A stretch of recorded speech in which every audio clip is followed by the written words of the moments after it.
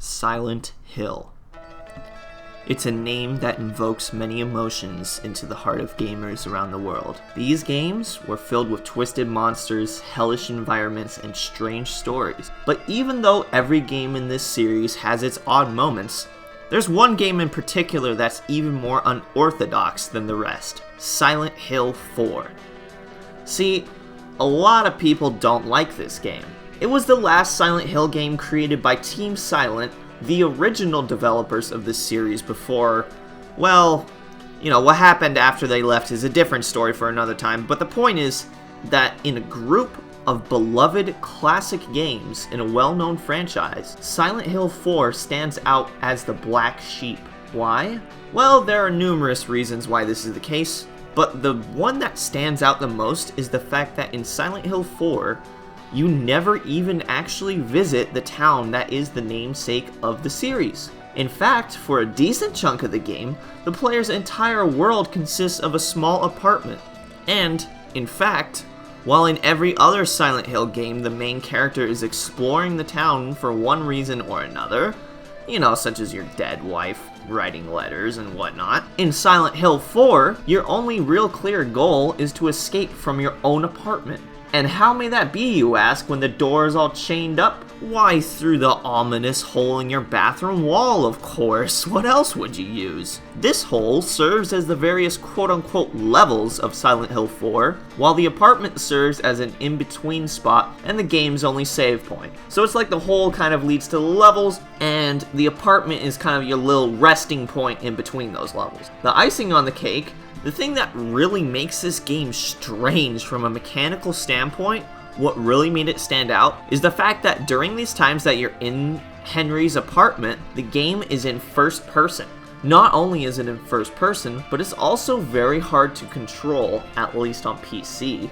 It's hard to explain really exactly what it is, but know that navigating the apartment can feel much more frustrating at times and like much more of a chore than it really needs to be.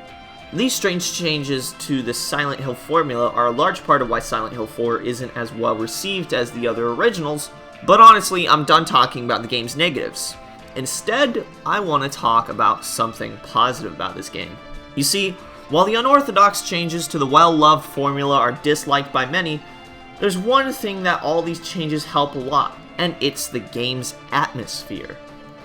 I believe that Silent Hill 4 has the best overall atmosphere of the original series. Now, I know that's a very bold claim to make in a series that's well known for its intense atmosphere, but let me explain my reasoning. In the Silent Hill series, there are a lot of things that go together to create the game's atmosphere, from the haunting, somber music to the dreary lighting and the twisted aberrations that the player encounters. But above all, the thing that makes these games the most famous is its namesake, the town of Silent Hill. I talked before about how in Silent Hill 4 you'd never actually visit the infamous place, but you see, that's just the genius of Silent Hill 4. In 1, 2, and 3, the player character wanders around the town in a somewhat open world space, choosing to go into various quote-unquote dungeons in order to progress. And when I say dungeons, what I mean are the inside levels of the game. So, for example, the first dungeon in Silent Hill 2 is the apartment complex where James meets Pyramid Head. Anyway, back to my point. Yes, these games are still very linear, as you only have one way to really go in order to progress in the game, but you're at least given the illusion of choice and some breathing room as you make your way around Silent Hill, as the town does feel fairly large and empty, and the world seems somewhat open when you compare it to games of the time. But then look at Silent Hill 4.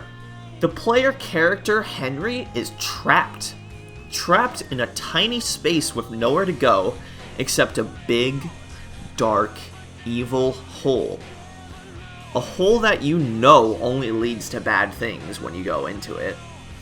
Yet Henry has no other options. And that's the difference between 4 and the others.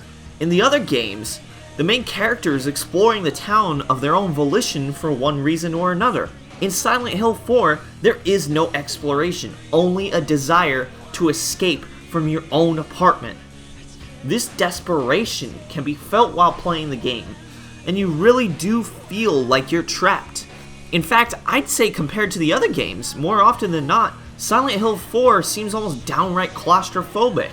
And as the game goes on, not even your own apartment is safe from the horrors anymore, as it becomes haunted by unkillable ghosts. And in that moment, when you realize this, the desperation is turned up even more. The tension in this game is increased. And that's just the thing about Silent Hill 4. It's an uncomfortable, miserable game.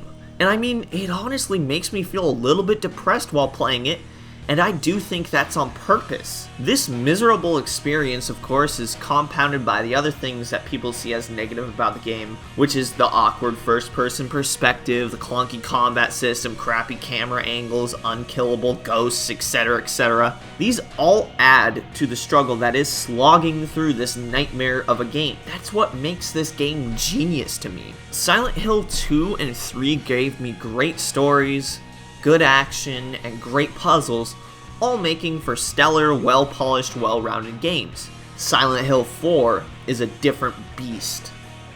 It's not just about the story here, though that is quite good actually, but it's about having a truly horrifying, difficult, and frankly uncomfortable experience.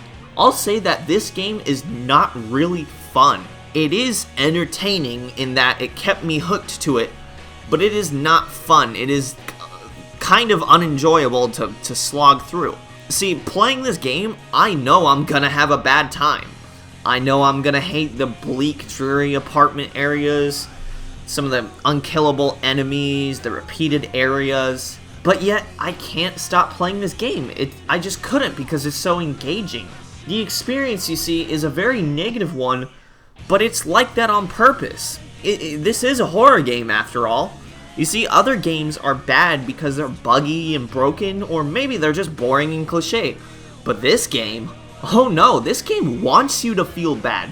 That's the whole point of it. It's a horror game. It wants you to feel helpless to the nightmarish world. And I honestly wish more horror games were like this. Silent Hill 3 is a great game, and still probably my favorite in the series overall, but never once did I feel scared playing it. I never really felt creeped out or sad or really even just unsettled for the most part, except for in a few small spots. I love the story, don't get me wrong, but as a horror game, it never made me feel like Silent Hill 4 does.